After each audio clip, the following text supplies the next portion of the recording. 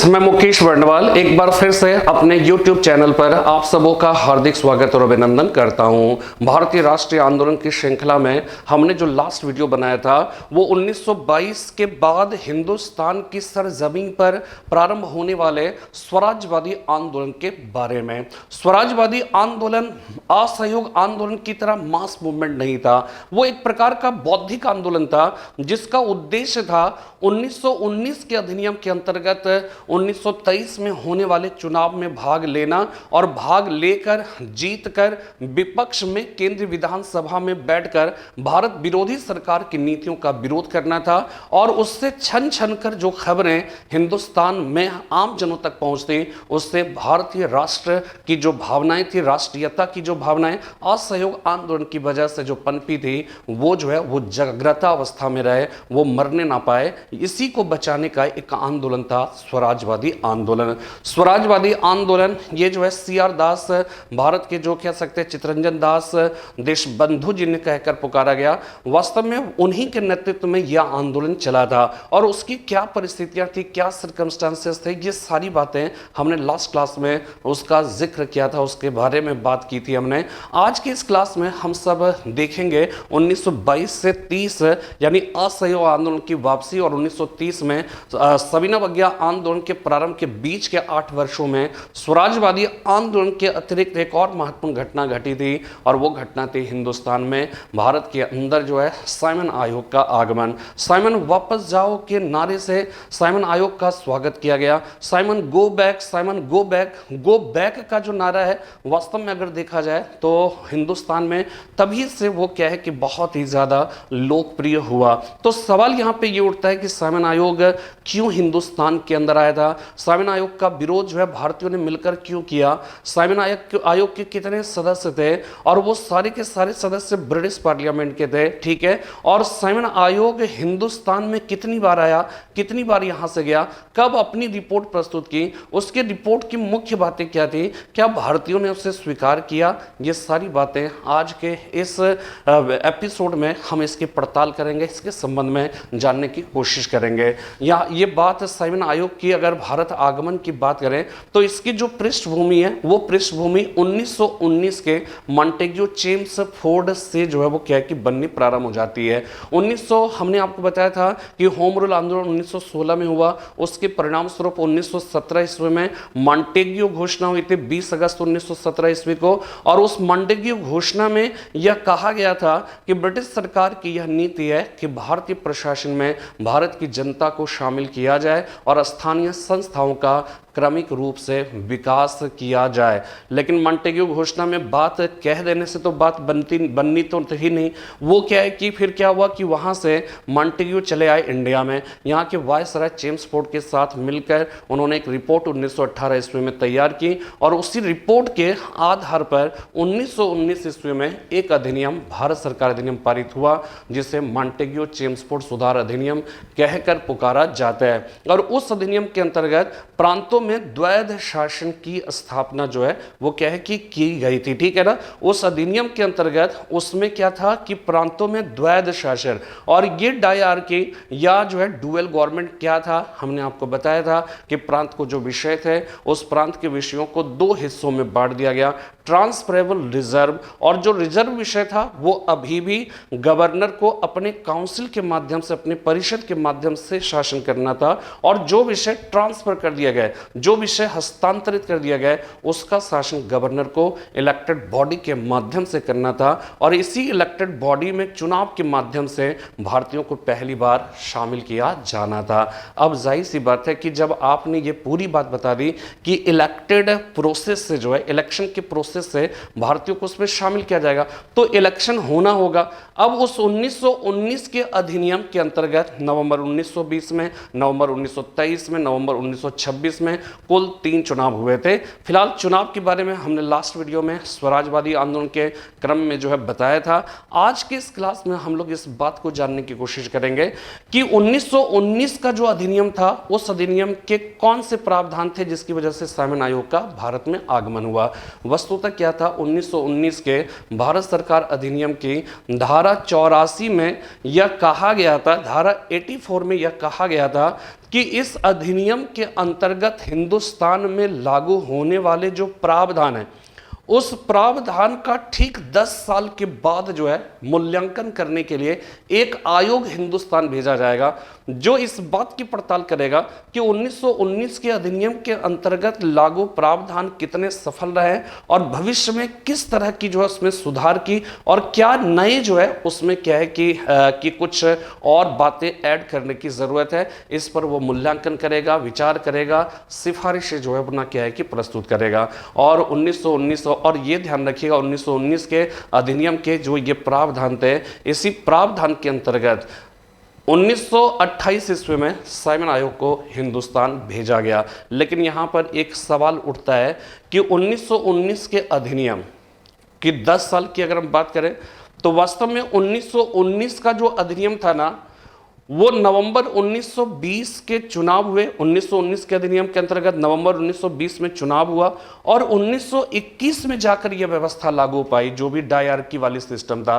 तो आपको अगर 10 साल के बाद मूल्यांकन करना था तो जब से लागू होगा तभी तो 10 साल सोचेंगे ना। तो 1921 में वो प्रावधान लागू हुए तो आपको जो है आयोग को 1931 में भेजना चाहिए था, लेकिन आपने आयोग कब भेजा? 1928 ईस्वी में। चलिए 1931 में अगर नहीं भेज पाए तो 1919 के अधिनियम के अंतर्गत नवंबर 1920 में चुनाव हुए, तो अगर 20 से भी 10 साल जोड़ा जाता तो आपको 1930 में भेजना चाहिए, लेकिन भेज कब रहे हो? 1928 में। चलिए अगर आप जो है 1930 में भी नहीं भेज पाए, 1919 का अधिनियम जब पारित हुआ 1919 में, उससे 10 साल के बाद तो भी 1929 होता, लेकिन आप लगभग 1.5 से 2 साल पहले हिंदुस्तान के अंदर आयोग के भेजने की आप घोषणा कर रहे हो। इसका मतलब क्या है? क्या रीजन है? कोई ना कोई तो रीजन होगा ना कि 10 साल की बात आपने जो है उस 1919 के अधिनियम में किया था कि आयोग भेजने के बारे में, लेकिन आप लगभग 1.5 से 2 साल पहले आयोग को हिंदुस्तान में भेज देते हैं। क्या यह एक सहयोग था या फिर इसके पीछे भी कोई ना कोई एक सुनियोजित जो है वो योजना का परिणाम था? तो वास्तव में इसके पीछे जो है वो क्या है कि लॉजिक था। और लॉजिक क्या था कि 1928 ईस्वी में चुनाव होने वाले थे और सत्तारूढ़ जो कंजर्वेटिव पार्टी थी ना, उसको ये मालूम था कि 1928 के चुनाव में प्रदर्शन जो है बहुत अच्छा हमारा होने वाला नहीं है।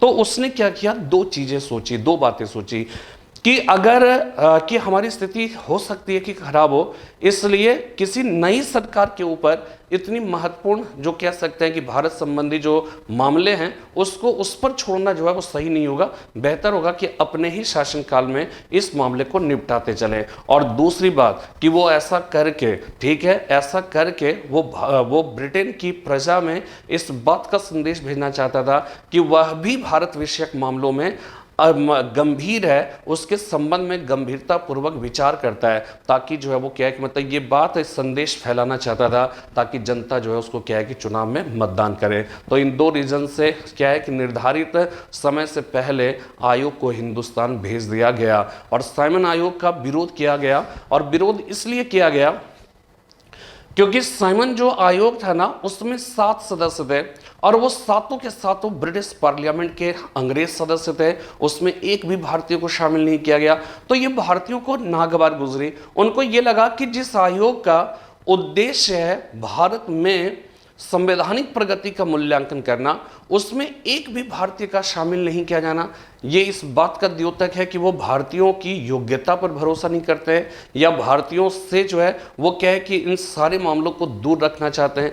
तो भारतीयों ने क्या किया? उन्होंने जो है डिसाइड किया कि जो है दिसंबर 1927 में मद्रास का कांग्रेस अधिवेशन हुआ था और उस कांग्रेस अधिवेशन की अध्यक्षता एम ए अंसारी ने की थी। उसी में जो है कांग्रेस ने यह डिसाइड किया था, उसने ये कहा था कि साइमन आयोग का हर कदम पर हर तरीके से बहिष्कार किया जाएगा। और 3 और 8 नवंबर 1927 को साइमन आयोग की घोषणा हुई और 3 फरवरी 1928 ईस्वी को साइमन आयोग जो है वो क्या है कि बंबई बंदरगाह पे उतरता है, उसका विरोध किया गया। और लेकिन जहां जहां गया उसका विरोध हुआ, लेकिन वो काम करता रहा। और आपको पता होगा लाहौर में एक विरोध प्रदर्शन हुआ, उसमें लाठीचार्ज हुआ, लाला लाजपत राय की डेथ हो गई। ठीक है, लाला लाजपत राय की डेथ हो गई। लाला लाजपत राय की मृत्यु का बदला लेने के लिए फिर जो है भगत सिंह, सुखदेव, राजगुरु, ये सब जो है वो क्या है कि सैंडर्स की हत्या करते हैं। लाहौर षड्यंत्र केस के तहत जो है बाद में उनको फांसी की सजा दी जाती है। ठीक है ना। इसी प्रकार जो है अगर आप देखिए तो लखनऊ जब गए तो लखनऊ में भी विरोध हुआ और जवाहरलाल नेहरू और गोविंद वल्लभ पंत वहां पर जो है जो लाठीचार्ज हुए तो उसमें बुरी तरह से घायल हो गए।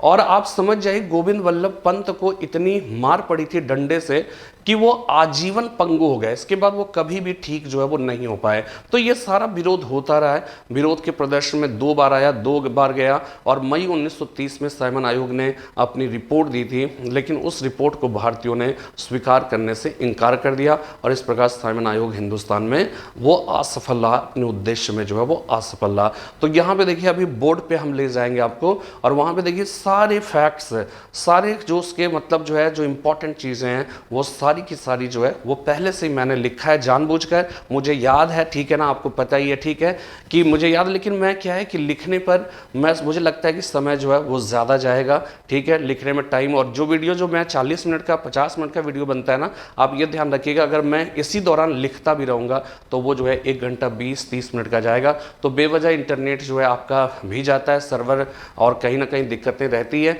तो हमने क्या है कि लिखने वाला जो काम है वो पहले से ही जो है वो क्या है कि मैं कर लेता हूँ ताकि बाद में केवल और केवल हमको एक्सप्लेन करने की आवश्यकता पड़े, ठीक है। तो आइए साइमन आयोग का जो है अब यहां पे देखिए साइमन कमीशन। साइमन कमीशन का देखिए ओरिजिनल नेम जो है अगर पूछा जाएगा इसका मूल नाम क्या था तो वो था इंडियन स्टैट्यूटरी कमीशन, भारतीय संविधिक आयोग। संविधिक आयोग जो है, ठीक है ना, इंडियन स्टैट्यूटरी कमीशन, भारतीय संविधिक आयोग। यानी ये कोई संवैधानिक आयोग नहीं था, ये कोई कॉन्स्टिट्यूशनल कमीशन नहीं था, बल्कि स्टैट्यूटरी कमीशन था। स्टैट्यूटरी कमीशन का मतलब ये हो गया कि सांविधिक, और संवैधानिक का मतलब ये हो गया, संवैधानिक मतलब है जिसका जिक्र संविधान में ही हो, और सांविधिक का मतलब हो गया कि जिसका गठन विधायिका से पारित किसी विधि के अंतर्गत जो है वो किया गया हो। तो ये है सांविधिक आयोग, इंडियन स्टैट्यूटरी कमीशन कहा गया साइमन आयोग को, ठीक है। अब यहाँ पे देखिए 1919 में क्यों आया था, अब यहाँ पे समझना, 1919 में मॉन्टफोर्ड रिफॉर्म एक्ट, जिसको मॉन्टेग्यू चेम्सफोर्ड सुधार अधिनियम कहा गया और इसे भारत सरकार अधिनियम भी कहा जाता है। इसकी धारा 84 में जैसा कि हमने बताया कि इसमें कहा गया कि अधिनियम के अंतर्गत भारत में लागू व्यवस्था के मूल्यांकन हेतु ठीक 10 वर्ष बाद, ठीक है, ठीक 10 वर्ष बाद, ठीक है, ठीक 10 वर्ष के बाद क्या होगा, 10 वर्ष के बाद एक आयोग भारत भेजा जाएगा, ठीक है ना। इसमें अब आप देखिए यहां पे हमने पूरा पहले से एक डायग्राम बनाया। अब देखिए 1919 का अधिनियम है, अब आप देखिए इसको समझिएगा।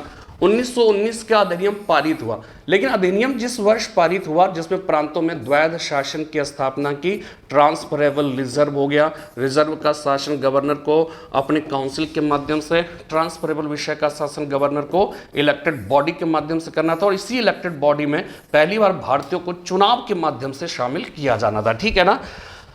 अब यहां पे देखिए 1919 में घोषणा हुई, घोषणा होते ही लागू तो हुआ नहीं, ठीक है ना। 1919 में घोषणा हुई और नवंबर 1920 में पहला चुनाव हुआ।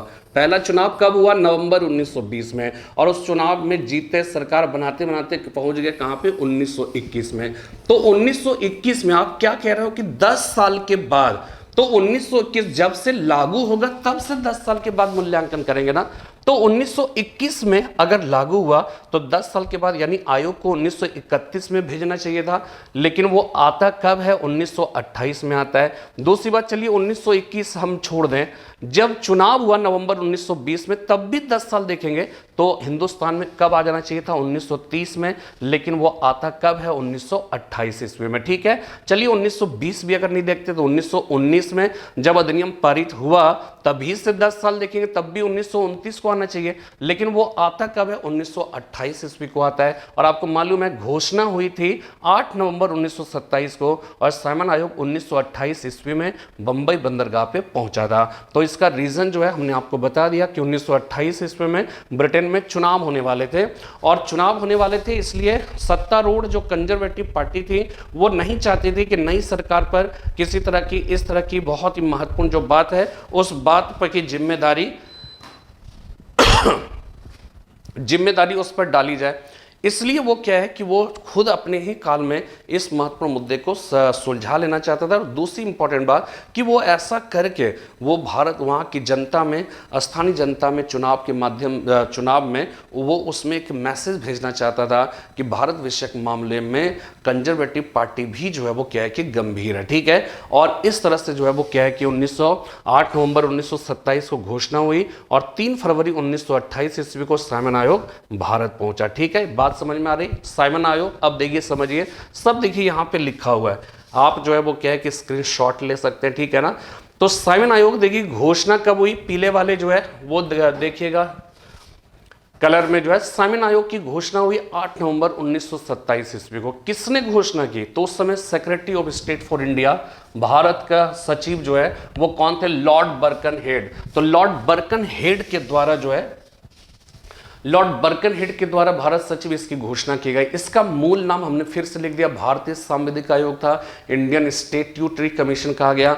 और इसमें 7 सदस्य थे, 7 सदस्यीय आयोग थे जो सब के सब ब्रिटिश पार्लियामेंट के अंग्रेज सदस्य थे, ठीक है ना। और इसमें एक भी भारतीय नहीं रखने का, एक बार सवाल आया था यूपी पीसीएस में आया था कि वास्तव में साइमन आयोग में एक भी भारतीय सदस्य को नहीं रखने का सुझाव भारत सचिव लॉर्ड बर्कनहेड को किसने दिया था? तो ध्यान रखिएगा उस समय के भारत के वायसराय लॉर्ड इरविन ने जो है वो क्या है कि उन्होंने जो है वो क्या है कि सुझाव दिया था, ठीक है ना, उन्होंने सुझाव दिया था। अब यहाँ पे देखिए समझना क्या है कि ये जो है तो एक भी भारतीय नहीं रखने का सुझाव लॉर्ड बर्कनहेड को वायसराय इरविन ने दी थी और साइमन आयोग में एक भी सदस्य नहीं था। और ध्यान रखिएगा ये सवाल कई बार पूछा गया है कि साइमन आयोग का भारतीयों ने विरोध क्यों किया? इसलिए किया क्योंकि 7 सदस्यीय आयोग में एक भी सदस्य जो है भारतीय नहीं थे और यही बात भारतीयों के द्वारा इसके विरोध किए जाने का कारण बना, ठीक है ना। इसके बाद देखिए नेक्स्ट जो है साइमन आयोग कितने सदस्य थे? 7 सदस्य थे। मैं यहाँ पे 7 सदस्य लिखवा दे रहा हूँ, ठीक है ना। ब्रिटिश पार्लियामेंट के अंग्रेज सदस्य, House of Commons, House of Lords हो गया, हाउस ऑफ कॉमन्स से लिबरल, लेबर और कंजर्वेटिव तीनों पार्टी के सदस्य थे। और लिबरल जो है वो क्या है, जॉन साइमन हो गया, लेबर पार्टी के क्लीमेंट एटली और बर्नान हार्ट शान हो गया, ठीक है। बर्नान हार्ट शान ये जो है वो लेबर पार्टी की सरकार से था, ठीक है, लेबर पार्टी से था। इसके बाद conservative party lane fax and cardigan हो गया और कंजर्वेटिव दल हाउस ऑफ लॉर्ड्स से जो है बाथम और स्ट्रेथकोना जो है। तो जॉन साइमन, क्लीमेंट एटली, बर्नान हार्ट शान हो गया, लेन फैक्स हो गया, कार्डिगन, बाथम और स्ट्रेथकोना। ये आप देखिएगा ये जो है 7 सदस्य थे, ठीक है। और सब के सब देख रहे हैं House of Commons, House of Lords, British Parliament के सदस्य हैं।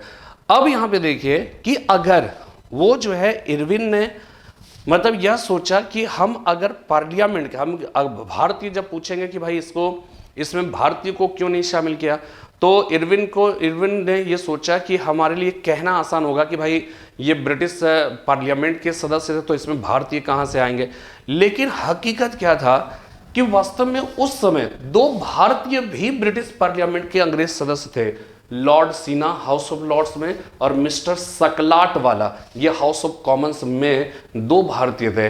अगर ब्रिटिश सरकार का इंटेंशन इसमें भारतीयों को शामिल करना होता तो ब्रिटिश पार्लियामेंट के इन 2 भारतीय सदस्यों को शामिल करते और तब उनके लिए यह भी कहना आसान हो जाता कि वो इसलिए कि ये जो है ये संसदीय समिति है, ठीक है, संसदीय आयोग है, ब्रिटिश पार्लियामेंट के अंग्रेज सदस्य हैं और इसमें जो है भारतीयों को भी शामिल किया गया है। तो यहाँ पे जो है वो क्या है कि उसमें ध्यान रखिएगा 2 भारतीय सदस्य उस समय ब्रिटिश पार्लियामेंट में शामिल थे और वो भारतीय सदस्य हो जाएंगे मिस्टर सकलाट वाला हाउस ऑफ कॉमन्स में और हाउस ऑफ लॉर्ड्स में लॉर्ड सीना, लेकिन शामिल नहीं किया, ठीक है ना। तो ये 7 सदस्य कौन थे ये जो है हमने आपको बताया, ठीक है। इसके बाद देखिए साइमन आयोग की घोषणा 8 नवंबर 1927 को। अब देखिए कांग्रेस ने इसका विरोध करने का निर्णय किया और कौन से अधिवेशन में हमने आपको बताया, मद्रास कांग्रेस अधिवेशन में दिसंबर 1927 में अध्यक्ष एम ए अंसारी हैं और इसमें हर कदम पर हर तरीके से साइमन आयोग का विरोध करने का निर्णय किया। कांग्रेस ने साइमन आयोग को श्वेत कमीशन कहा। गांधी जी भी जो है आयोग से दुखी थे, ठीक है। तो ये साइमन आयोग की घोषणा हो गई। ये सब फैक्ट्स याद रखिए, ठीक है ना। अब देखिए विभिन्न वर्गों और लोगों की प्रतिक्रिया क्या थी। विरोध में साइमन आयोग के कौन था और समर्थन में कौन था। तो विरोध में कांग्रेस तो विरोध करेगी ही करेगी। इसके बाद हिंदू महासभा ने विरोध किया, उदारवादी नेताओं ने विरोध किया। एनी बेसेंट ने साइमन आयोग को जले पर नमक छिड़कने की संज्ञा दी। इसी प्रकार कम्युनिस्ट और मजदूर किसान पार्टी ने भी साइमन आयोग का विरोध किया। लेकिन यहां पे देखिए मुस्लिम लीग की बात समझिए, ठीक है ना। ये मुस्लिम लीग यहां पर है और मुस्लिम लीग यहां भी है, यानी कि समर्थन में भी है विरोध में भी। तो मुस्लिम लीग जो मोहम्मद अली जिन्ना के नेतृत्व वाले गुट था उसने साइमन आयोग का विरोध करने का निर्णय लिया। लेकिन मुस्लिम लीग का जो मोहम्मद शफी का गुट था उसने साइमन आयोग का समर्थन करने का निर्णय लिया। तो कांग्रेस ने विरोध किया, मोहम्मद अली जिन्ना के नेतृत्व वाले मुस्लिम लीग ने उसका विरोध किया, हिंदू महासभा ने विरोध किया, उदारवादी नेताओं ने विरोध किया, कम्युनिस्टों और मजदूर किसान पार्टियों ने विरोध किया। एनी बेसेंट ने इसे जले पर नमक छिड़कने को कहा। लेकिन समर्थन में जो साइमन आयोग में आया था, एक तो मद्रास में जस्टिस पार्टी हो गया, मुस्लिम लीग मोहम्मद शफी के गुट वाले और पंजाब का यूनियनिस्ट पार्टी, ये सब क्या है कि साइमन आयोग के समर्थन में था। ठीक है, ये हो गया।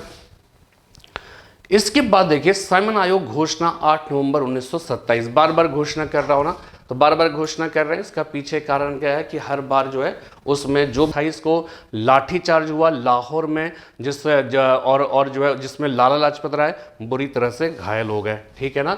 अब देखिए घायलावस्था में लाला लाजपत राय ने क्या कहा था, मेरे शरीर पर पड़ी लाठी की एक एक चोट ब्रिटिश साम्राज्य के ताबूत पर ठुकी एक एक किल सिद्ध होगी। ये जो है बहुत ही इंपॉर्टेंट है, बहुत बार पूछा गया। ठीक है ना। अब देखिए बाल गंगाधर तिलक की लाला लाजपत राय की मृत्यु पर जो है महात्मा गांधी ने कहा था, ये बहुत बार सवाल आ चुका है कि भारतीय गगन मंडल के एक नक्षत्र का आज लोप हो गया। यहाँ पे नोट में हमने इसलिए लिख दिया क्योंकि दोनों सवाल आते हैं कि तिलक की मृत्यु पर गांधी जी ने क्या कहा था, मेरा प्रबल सहारा मुझसे छूट गया। ठीक है, ये जो है वो क्या है कि आपको ने देखा होगा असहयोग आंदोलन के समय में जब तिलक की डेथ हुई तो महात्मा गांधी ने कहा था कि मेरा सबसे प्रबल सहारा जो है वो क्या है कि टूट गया, वो जो मनुष्यों का सिरमौर था अब वो नहीं रहा। तो ये तिलक की मृत्यु पर महात्मा गांधी ने कहा था, ये स्टेटमेंट भी आता है। इसके बाद जो है अगर देखा जाए जब लाला लाजपत राय की मृत्यु हुई तो भी गांधी जी ने एक स्टेटमेंट दिया था और उसमें कहा था कि भारतीय गगन मंडल का एक नक्षत्र, एक तारा जो है वो लोप हो गया। ठीक है, तो नक्षत्र से एक तारा का लोप होना, भारतीय गगन मंडल से एक नक्षत्र का लोप होना, ये जो है वो क्या है कि ये लाला लाजपत राय के लिए महात्मा गांधी ने कहा था और मेरा सबसे प्रबल सहारा मुझसे छूट गया, ये बाल गंगाधर तिलक के बारे में महात्मा गांधी ने कहा था। ठीक है ना।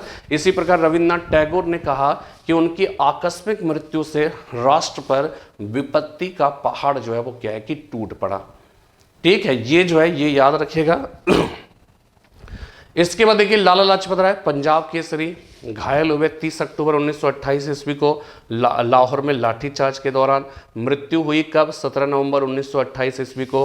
हत्या का बदला लिया गया 17 दिसंबर, एक महीने के जस्ट बाद 17 दिसंबर 1928 ईस्वी को भगत सिंह आदि क्रांतिकारियों के द्वारा। और बदला कैसे लिया गया, लाठी चार्ज के दोषी जेपी सैंडर्स की हत्या करके। ठीक है ना। और ध्यान रखिएगा लाला लाजपत राय की एक न्यूज़पेपर यंग इंडिया थी जो इस नाम से गांधी जी का भी एक समाचार पत्र था, ये भी ध्यान रखिएगा। ठीक है ना, ये सब फैक्ट्स आता है। और लाला लाजपत राय ने एक पुस्तक लिखी थी अनहैप्पी इंडिया, और ये अनहैप्पी इंडिया तब लिखी थी जब कैथरीन मेयो ने मदर इंडिया नामक पुस्तक की रचना कर भारत की उसमें निंदा की थी, भारत की दुर्दशा को दिखाया गया था। तो लाला लाजपत राय इतने बड़े देशभक्त थे, उन्होंने इसके विरोध में उन्होंने अनहैप्पी इंडिया नामक पुस्तक की रचना की थी। ठीक है, तो ये भी जो है थोड़ा याद रखिएगा। तो लाला लाजपत राय घायल हुए 30 अक्टूबर 1928 को लाहौर में लाठीचार्ज के दौरान। मृत्यु हुई 17 नवंबर 1928 ईस्वी को।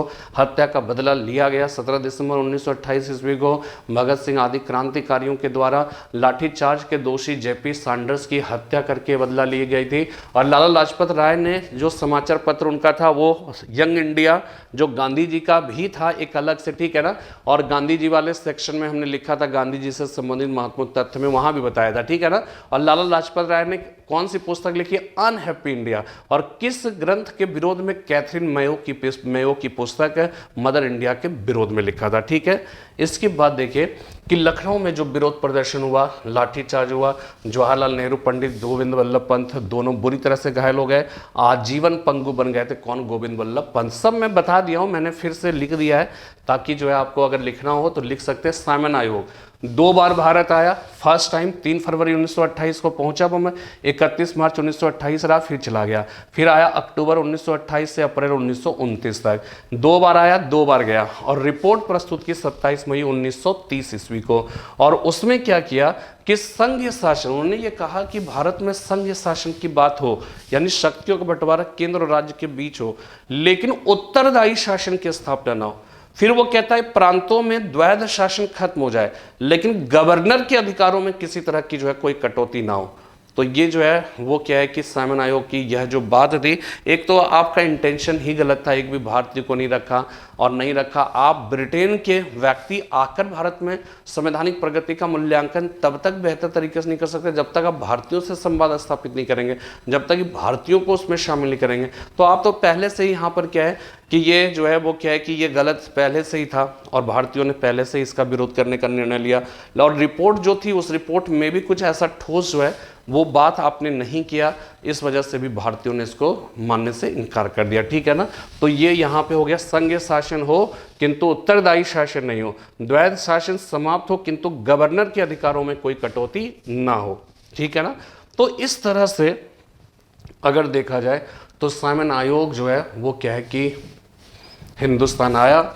और हिंदुस्तान में आने से देखिए क्या है कि 27 मई 1930 को साइमन आयोग ने अपनी रिपोर्ट की प्रस्तुत की और उसी रिपोर्ट पर विचार विमर्श करने के लिए बाद में गोलमेज सम्मेलन का आयोजन होता है। तो गोलमेज सम्मेलन का आयोजन होता है, ठीक है ना।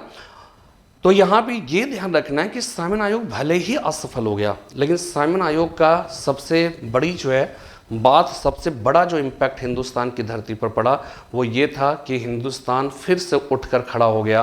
पूरा भारत जो है वो क्या है कि उद्वेलित हो उठा, पूरा भारत जो है एकजुट हो उठा। और ये वास्तव में क्या है कि ये इस बात का द्योतक था कि असहयोग आंदोलन की समाप्ति के पश्चात भी जो है वो क्या है कि भारत में राष्ट्रवाद की जो भावनाएं थी वो मरी नहीं थी। ठीक है। और इसमें स्वराजवादियों का योगदान है और साथ में इस दौरान जो क्रांतिकारी आंदोलन, भगत सिंह, चंद्रशेखर, ये सब इसी दौरान जो है वो क्या है कि एक्टिव मोड में थे। तो उनका यद्यपि उनकी मास मूवमेंट नहीं होती थी, लेकिन उनकी जो मिसाली वीरता थी, जो शहादत का जज्बा था, वो भारतीयों को उद्वेलित किया रहता था।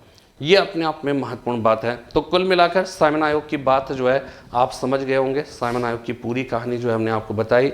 नेक्स्ट वीडियो में हम लोग बात करेंगे नेहरू रिपोर्ट के बारे में, जब इंडियन नेशनल मूवमेंट का सेक्शन होगा। और बहुत सारे बच्चे जो है ये कह रहे हैं कि जो है हिस्ट्री का एक सीक्वेंस दीजिए। सीक्वेंस तो दिया हुआ है, उसमें सब तो लिखा हुआ है कि 23 नंबर अगर नेशनल मूवमेंट है तो 23 नंबर का संविधान है, फिर 24 नंबर का नेशनल मूवमेंट, फिर 24 नंबर का संविधान, 25 नंबर का, इस तरह से बन रहा है। रेगुलर वे में ही तो बन रहा है। एक दिन संविधान रहता है, एक दिन जो है वो क्या है कि एक दिन जो है आपका इंडियन नेशनल मूवमेंट रहता है। और कभी कभार मिस हो जाता है किसी दिन जो है, और इसका सबसे बड़ा रीजन है इंटरनेट की प्रॉब्लम। यहाँ पे भयंकर दिक्कतें चल रही है। ठीक है ना। और जो है वो क्या है कि इस वजह से क्या होता है कि एडिटिंग में बहुत सारे समय लगते हैं, अपलोड में दिक्कतें आती है। तो इस वजह से क्या है कि इस वजह से जो है कभी कभार दिन जो है मिस कर जाता है, लेकिन हमारा इंटेंशन है कि मैं आपको देता रहूं। ठीक है ना।